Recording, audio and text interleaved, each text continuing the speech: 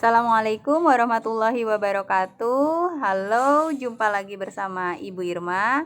Hari ini kita akan belajar tentang unsur, senyawa, dan campuran. Kalian harus tahu dulu tujuan dari pembelajaran kita hari ini.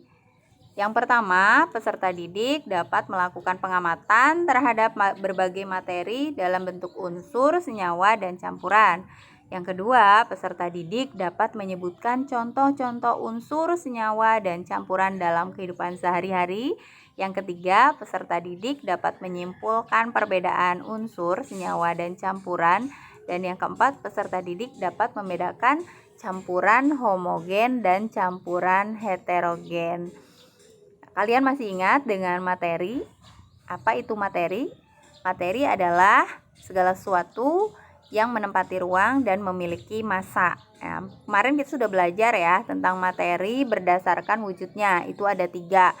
Ada zat padat, zat cair, dan zat gas. Nah, sekarang materi berdasarkan klasifikasinya itu dibagi menjadi 2 juga. Ada zat tunggal dan campuran. Zat tunggal dibagi 2 lagi, ada unsur dan senyawa. Sedangkan campuran juga sama, ada 2, campuran homogen dan campuran heterogen. Campuran heterogen terdiri dari koloid dan suspensi, sedangkan campuran homogen itu larutan. Pengertian unsur. Unsur adalah zat tunggal yang tidak dapat diuraikan lagi menjadi zat yang lebih sederhana dengan proses kimia biasa. Bagian terkecil dari unsur disebut atom. Contoh unsur ada emas, lambangnya AU, besi lambangnya Fe, perak lambangnya Ag, dan tembaga lambangnya Cu. Ada 3 jenis unsur. Yang pertama unsur logam, yang kedua unsur non-logam, yang ketiga unsur semilogam atau metaloid. Kalian perhatikan ada sistem periodik unsur. Nah, ini tabel sistem periodik unsur. Yang berwarna biru itu unsur logam, yang berwarna kuning unsur non-logam, dan yang berwarna coklat muda itu unsur semilogam. Kemudian sifat unsur logam. Yang pertama mengkilap. Yang kedua penghantar panas dan penghantar listrik yang baik atau bersifat konduktor.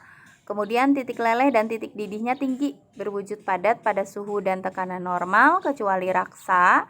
Kemudian keras kecuali natrium dan kalium. Kemudian meregang ketika ditarik atau duktilitasnya tinggi. Nah, kalian juga bisa perhatikan di sini ada tabel unsur logam. Nah, nama bahasa Indonesianya itu aluminium contohnya. Bahasa Latinnya aluminium.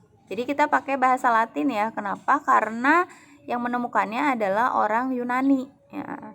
Jadi lambangnya itu penulisan lambang ditulis berdasarkan nama depan bahasa Latinnya. Contoh besi, bahasa Latinnya itu ferrum. Jadi lambangnya Fe. Emas, aurum, lambangnya Au. Kalium masih sama, lambangnya K. Kalsium, calcium, lambangnya Ca ya.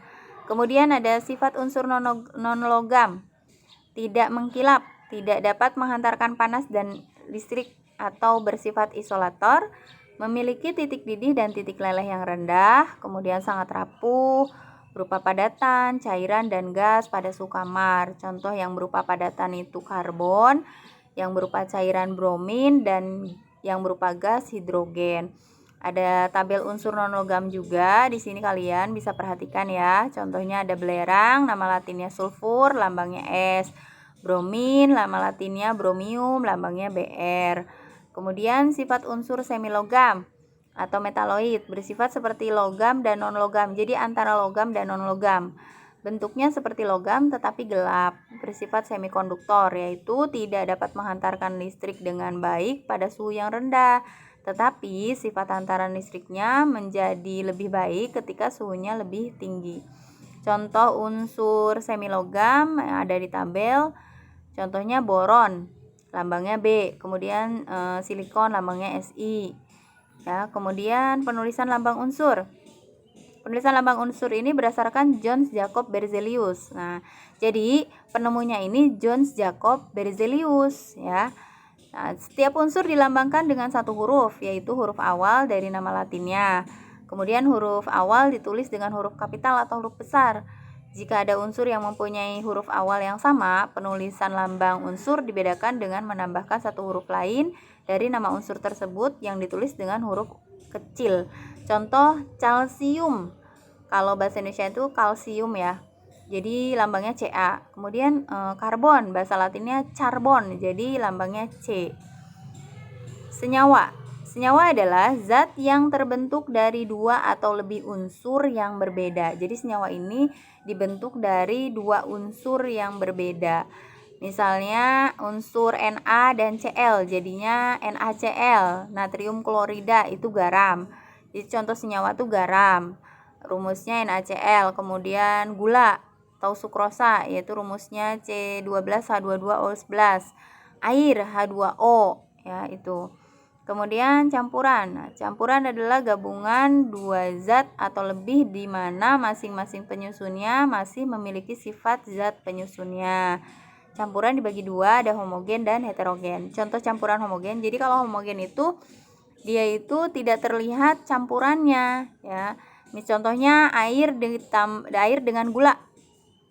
Kalau diaduk itu nggak kelihatan campurannya kan. Kemudian air dengan garam itu juga sama, kalau diaduk nggak terlihat campurannya. Kemudian air dengan sirup, nah itu juga sama, tidak terlihat campurannya. Kalau heterogen itu terlihat, ya, jadi tidak bisa menyatu. Contohnya air dengan minyak, kemudian air dengan pasir. Nah itu ya. Oke anak-anak, terima kasih untuk materi hari ini. Ibu cukupkan dulu. Jangan lupa tetap menjaga protokol kesehatan dengan 5M, yaitu memakai masker dengan baik, kemudian mencuci tangan menggunakan sabun, ya, kemudian menjaga jarak, menghindari kerumunan, dan membatasi mobilitas atau interaksi. Terima kasih banyak. Wabillahi taufiq wal hidayah. Wassalamualaikum warahmatullahi wabarakatuh.